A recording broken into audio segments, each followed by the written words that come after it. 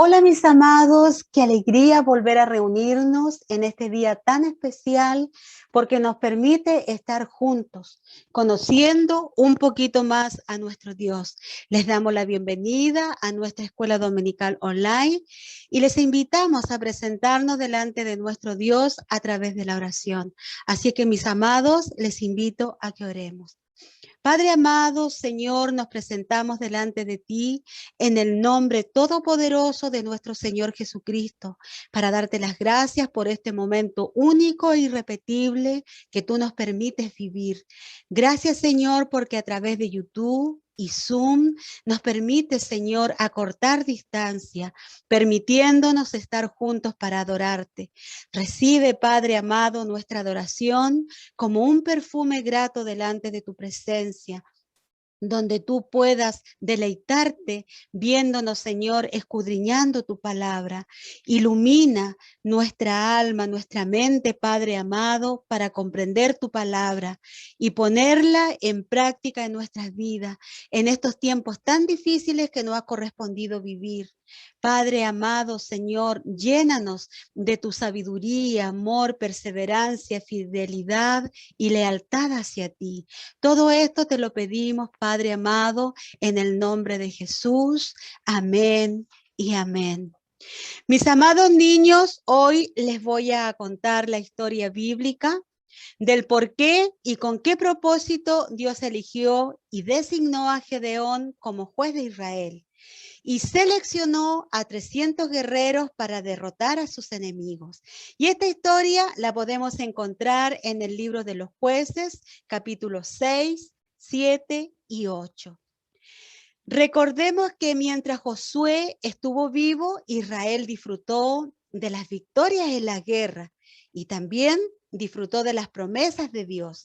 Pero cuando Josué muere a la edad de 110 años, no logrando conquistar toda la tierra prometida, pero sí alcanzando a distribuir las tierras ya conquistadas a cada una de las 12 tribus de Israel.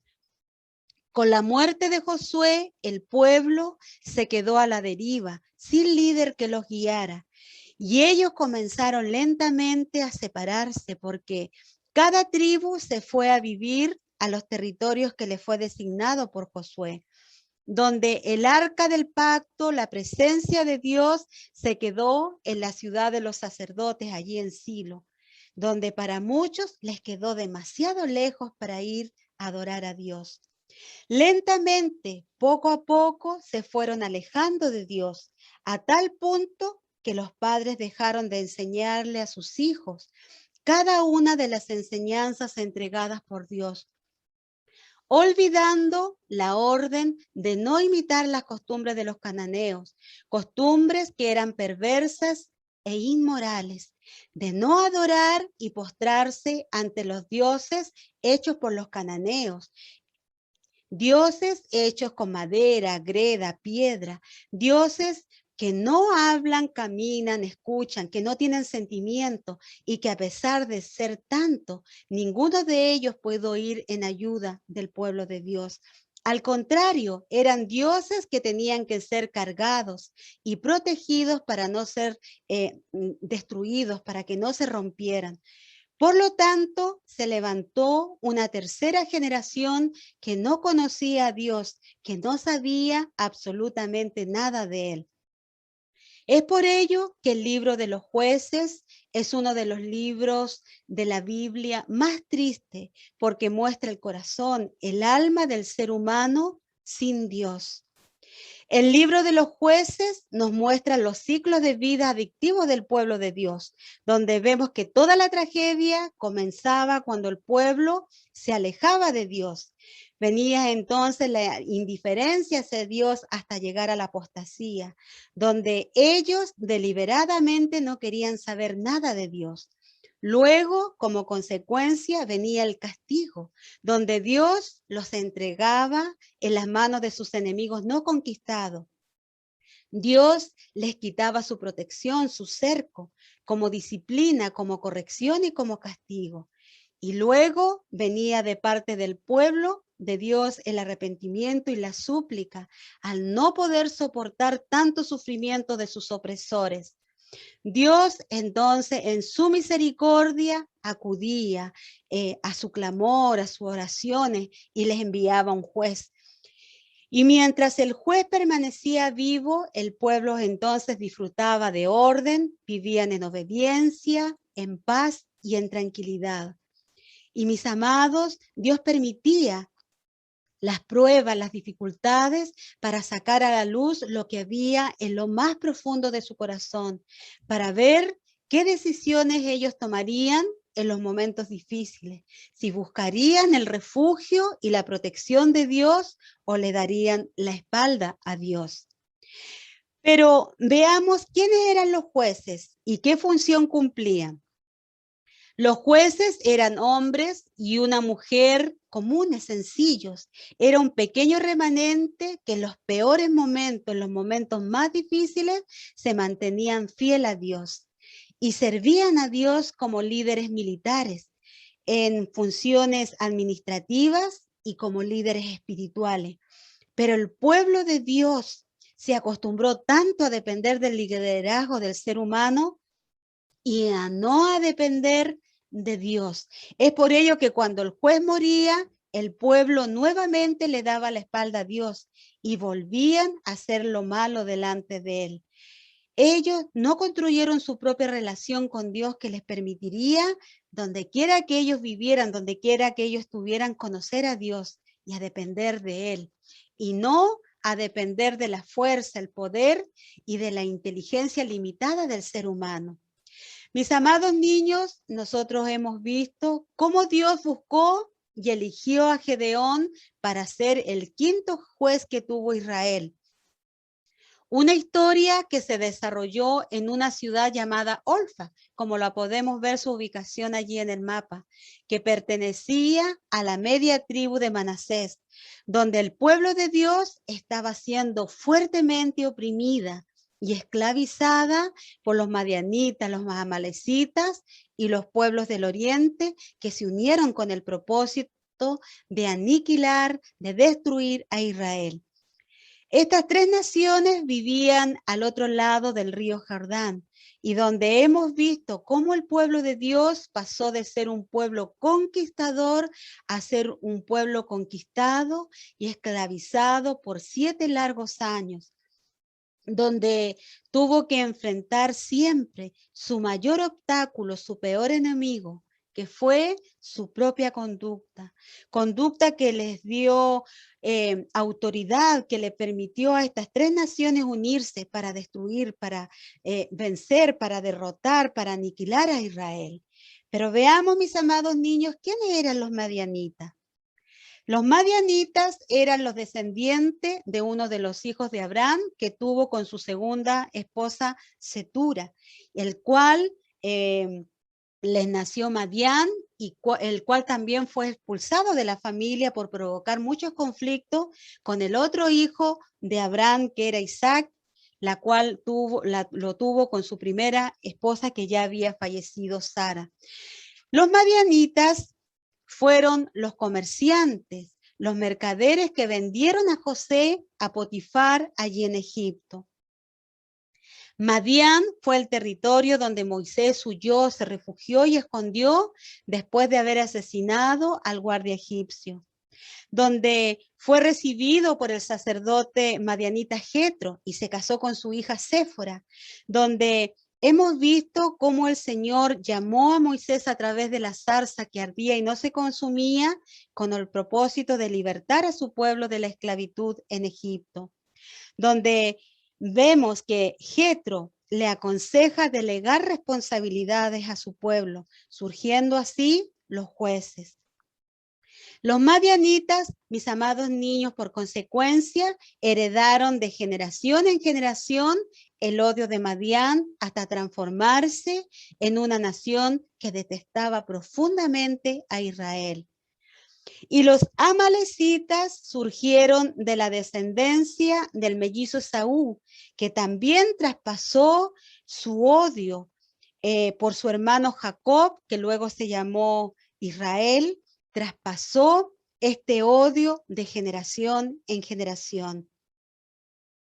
Estas tres naciones esperaban pacientemente que el pueblo de Dios terminara de trabajar sus tierras, arando, sembrando, regando, cosechando el trigo y la cebada, y también en trabajar en la reproducción de su ganado que le permitía obtener su alimento, en los bueyes que le permitía arar, ablandar la tierra, los asnos que le permitía transportar sus cosechas.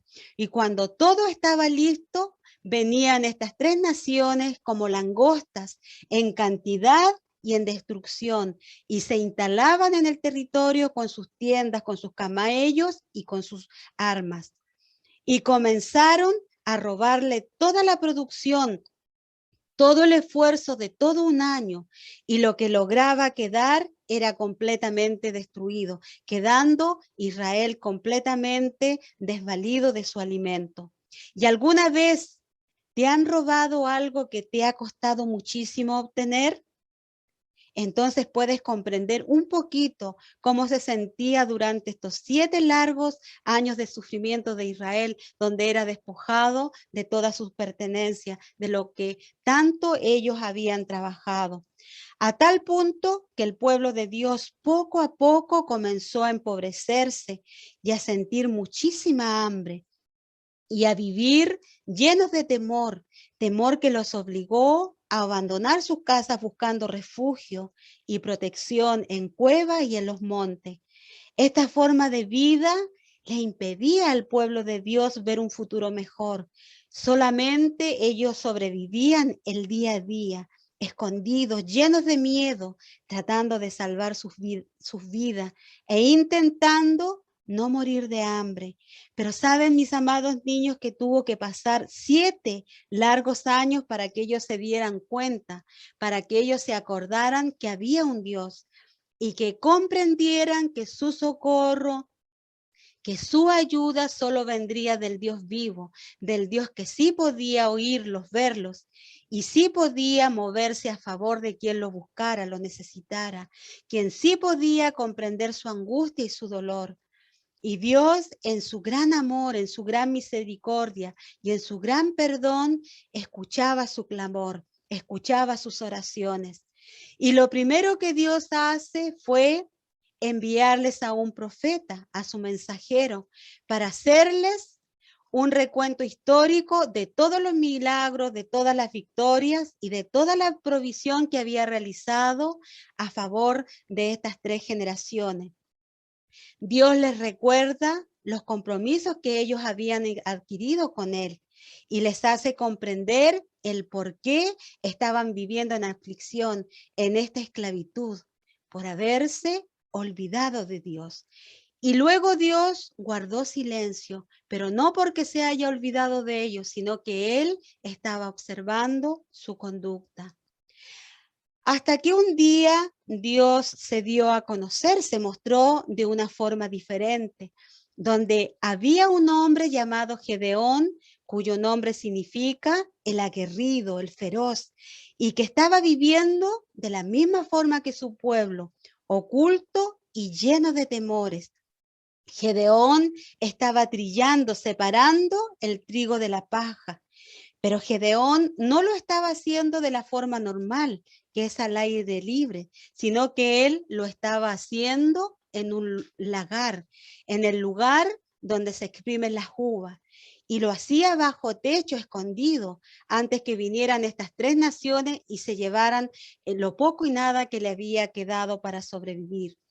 Dios entonces tomó la forma de hombre, tomó la forma de nuestro Señor Jesucristo y apareció sentado debajo de un árbol y comenzó a observar atentamente cómo Gedeón trabajaba y quién le traía una gran misión, un gran llamado, una gran responsabilidad a Gedeón.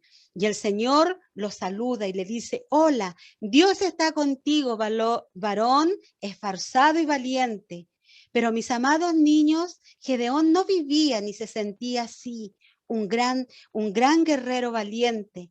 Dios había elegido a Gedeón como respuesta a las oraciones de su pueblo para ser el libertador, para ser el quinto juez que tendría Israel, porque Dios vio en Gedeón todo su potencial, todo lo que había en lo más profundo de su alma, algo que nadie había podido ver, ni siquiera Gedeón.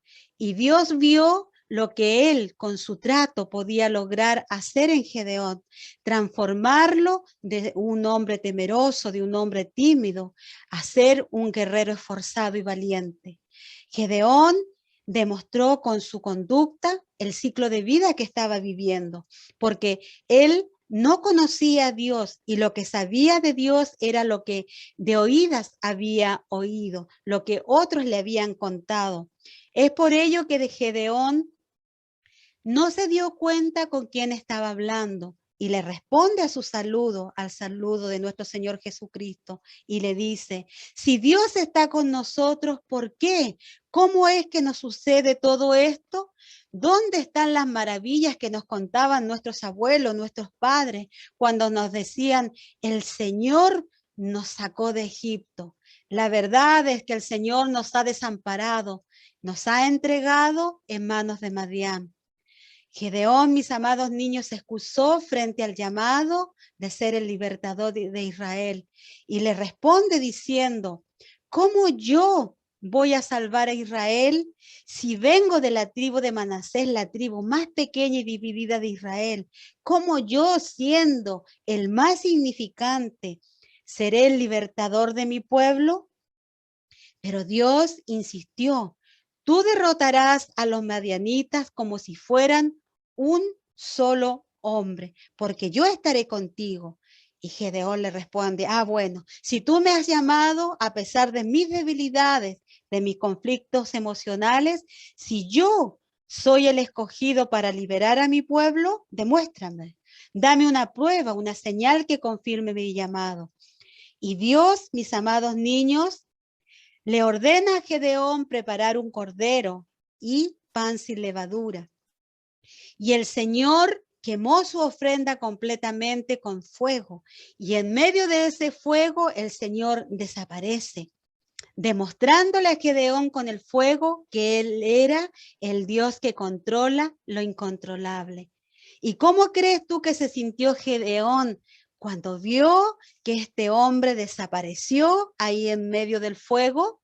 Yo creo que Gedeón sintió muchas emociones. Del miedo tiene que haber pasado a estar impresionadísimo, impactado. Y fue en ese instante cuando Gedeón se da cuenta con quién había estado hablando durante todo este tiempo. Y desde entonces Dios comenzó a cambiar la vida de Gedeón, donde Gedeón tuvo que enfrentar retos. Y lo primero que la primera orden que Dios le da fue destruir, fue derribar todos los dioses cananeos, comenzando por su casa. Porque Joás, el padre de Gedeón, cuidaba el templo, donde el pueblo de Dios había levantado un altar al dios de los cananeos, a Baal y a la diosa Acera. Por miedo a la reacción del pueblo, Gedeón comenzó a destruir los altares de noche, escondido. Y cuando el pueblo descubrió quién lo había hecho, quién había destruido a sus dioses, quisieron matar a Gedeón. Pero sorprendentemente Joás salió en defensa de su hijo Gedeón, porque ya Dios había tocado su corazón. Y le dijo al pueblo, ¿acaso ustedes van a defender a Baal? Si de veras Baal es un Dios, que se defienda él mismo. Y desde entonces le pusieron a Gedeón el sobrenombre Jeroboal, que significa que Baal se defienda solo. Gedeón, mis amados niños, dudó varias veces del llamado que Dios le había hecho, de la responsabilidad que le había dado. Y eso lo pudimos ver nosotros en la clase anterior, donde Gedeón le pide una muestra, una señal que demostrara que Dios estaba con él y que lo iba a proteger en su misión. Y ahí pudimos ver nosotros el vellón de lana. Y vemos que Dios le concede esta petición para demostrarle que ya no era necesario que él pidiera señales, porque él tenía que estar seguro que la presencia de Dios, que la protección de Dios estaría con él. Entonces Gedeón tuvo que enfrentar otro reto, persuadir, convencer, formar un equipo que iría con él a la guerra. Y tuvo Gedeón la capacidad de convocar a las tribus de Abiaseditas, de Manasés, Aser, Zabulón y Neftalí, logrando juntar, mis amados niños, 32,000 hombres contra 120,000 madianitas, amalecitas y los pueblos del oriente. Pero cuando Gedeón estaba dispuesto para la guerra, Dios le dice, alto, alto, alto, alto, un momentito. Es muy grande el grupo que has convocado, porque no será con número ni con el poder humano que vencerás, sino no será ni con espada ni con ejército, será con mi presencia y con mi dirección que vencerás, que ganarás la tierra. Y Dios redujo el ejército de Gedeón a 10,000 hombres, porque 22,000 hombres que se habían dejado llevar por las emociones, pero ahora estaban pensándolo muy bien, estaban viendo el costo, las consecuencias que significaba para ellos esta guerra. Y ahora estaban arrepentidos, llenos de miedo y llenos de duda. Y Dios inmediatamente los envió a casa. Pero el Señor vuelve a decirle a Gedeón, aún hay demasiada gente, y le da la orden a Gedeón de llevar a estos hombres al manantial de Jarod, y le da la orden que observara la forma de beber el agua. Y hubo un grupo formado por 300 hombres que bebieron el agua con las manos, como lamiendo el agua, vigilante, mirando hacia todos lados. Y hubo un grupo de 9,700 hombres que bebieron el agua descuidadamente, sin ver a su alrededor, sin ver los que le rodeaban. Y fueron todos estos hombres también enviados a casa por orden de Dios. Y fue así como Dios formó su ejército de 300 soldados para la guerra. Y la estrategia de Dios fue dividir a estos hombres en 3 grupos de 100, armados, mis amados niños, solamente con un cántaro, con una olla de greda, una antorcha y una trompeta. Pero Gedeón vuelve a sentir temor, vuelve a sentir inseguridad de su llamado. Y Dios le ordena ir al campamento de estas 3 naciones, que eran como langostas, porque eran incontables. Y a la medianoche, Gedeón va con su siervo Fura, con el propósito que pudiera escuchar una conversación que haría que Gedeón cobrara valor, cobrara ánimo, que tuviese la certeza que Dios estaba con él. Y esta conversación, este hombre le contaba a su compañero un sueño, y el otro le interpretaba ese sueño. Y el sueño decía que un pan de cebada que venía rodando a toda velocidad destruía completamente el campamento de estas 3 naciones, lo que demostraba que Dios ya había llenado sus corazones con temor, con duda, porque sabían que el poder de Dios, que el poder del Dios de Israel era superior, y ya estaban ellos derrotados. Y el hombre le dice, esto no significa otra cosa que la espada de Gedeón los derrotaba, y el pan de cebada era el alimento del pobre, del más humilde, el más débil, que arrasaría con ese ejército poderoso de 120,000 soldados. Y así fue como Gedeón comprendió perfectamente que él era el elegido y que él era el capacitado por Dios para liberar a su pueblo de la esclavitud. Y vemos que Gedeón rodeó desde lejos el campamento de estas 3 naciones, y cuando todos estaban profundamente dormidos, tocaron sus trompetas y gritaron lo más fuerte que pudieron y azotaron contra el suelo sus cántaros, y comenzaron ellos a alumbrar las antorchas ahí en medio de la oscuridad. Y desde lejos, sin tocar a ninguno de estos 120,000 guerreros, pero el ruido, mis amados niños, y la luz que provocaba el ruido de los cántaros rotos y el sonido de sus trompetas provocó tal confusión que estos soldados salieron corriendo, tan confundidos y desorientados que comenzaron a matarse entre ellos mismos. Y así fue como los madianitas y los amalecitas y estas naciones del oriente nunca más volvieron a molestar al pueblo de Israel. Pero el pueblo de Dios, aunque vio y experimentó haber ganado esta guerra milagrosamente, saben, mis amados niños, que ellos volvieron nuevamente a darle la espalda a Dios, a hacer lo malo delante de Él. Y esta, mis amados niños, ha sido la historia de hoy, donde hemos aprendido que la fe viene por el oír y por leer la palabra de Dios. El pueblo de Dios experimentó y vio milagros extraordinarios, pero no cambió sus vidas. Y tú y yo no necesitamos ver para creer. Lo que tú y yo necesitamos es la fe salvadora, que produce y permite desarrollar nuestra fe en la palabra de Dios.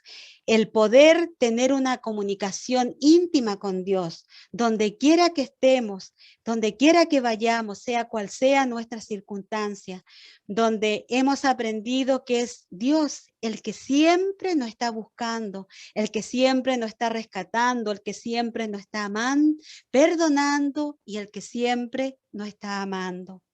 Y mis amados niños, los invito a que oremos. Padre eterno, Señor, estamos delante de tu presencia, Señor, agradecidos, Señor, por tu maravillosa palabra. Gracias porque por medio de ella podemos ser instruidos, redarguidos, equipados, capacitados, dirigidos y perfeccionados. Es nuestro anhelo, Padre amado, que cada día haya en cada uno de nosotros menos de mí y más de ti en nuestro pensar y en nuestro actuar. Gracias, Padre amado, por tu palabra maravillosa, Señor, Padre bendito, que produce en nosotros esa fe salvadora. Gracias, Padre eterno, porque tu amor, Señor, es tan grande por cada uno de nosotros que tú nunca nos dejas desamparados.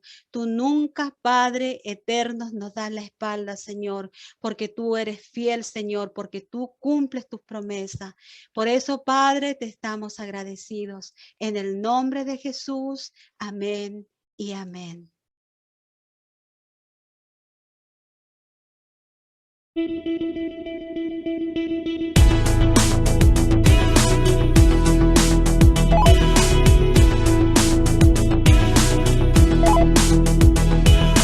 Todo el pueblo de Israel no tenían que comer. Los soldados de Madián todos se querían llevar, y el pueblo buscó a Dios para darle salvación. Dios llamó a Gedeón a pelear por Israel.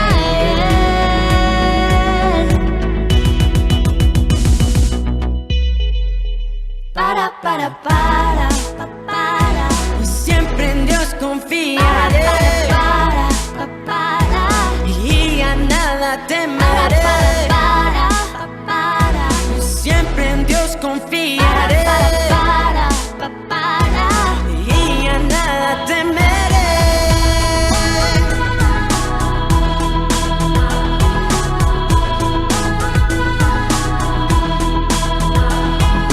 Dios habló a Gedeón: yo siempre te guiaré. Los 300 vencerán, a todos confundirá. Victoria tendré si conmigo estás.